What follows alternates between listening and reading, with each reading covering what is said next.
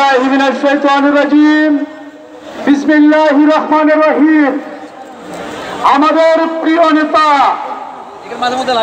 Fascist Awami সরকারের বিরুদ্ধে বলিষ্ঠ কণ্ঠস্বর রংপুরের কৃতি সন্তান মজলুম জননেতা এটিএম আজার ভাইয়ের মুক্তির দাবিতে আজকের এই বিক্ষোভ সমাবেশের সম্মানিত সভাপতি নেতৃবৃন্দ, আমার সামনে উপবিষ্ট দণ্ডায়মান এবং যারা শুনছেন সম্মানিত ভাইয়েরা, আসসালামু আলাইকুম ওয়া রাহমাতুল্লাহ।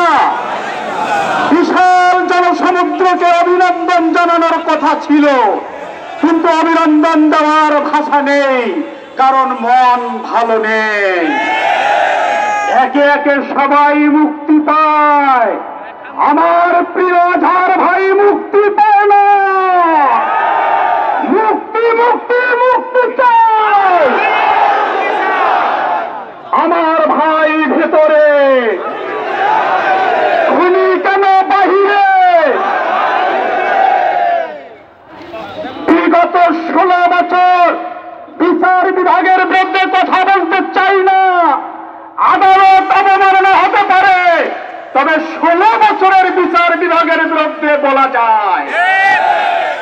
ওই 16 বছরে ম্যাজিস্ট্রেট কোর্ট, জজ কোর্ট, হাইকোর্ট, সুপ্রিম কোর্ট, সব কোর্টের উপর আর একটা কোর্ট ছিল, তার নাম ছিল মুজিব কোর্ট।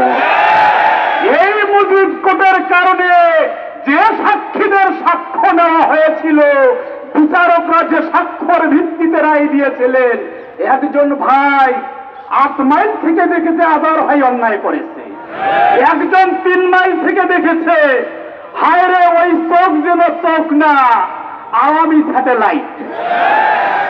এই আওয়ামী স্যাটেলাইট দ্বারা আওয়ামী বিচারকরা বিচার করার কারণে এই বিচারকের বিচার আল্লাহর জমিনে আমরা দেখেছি।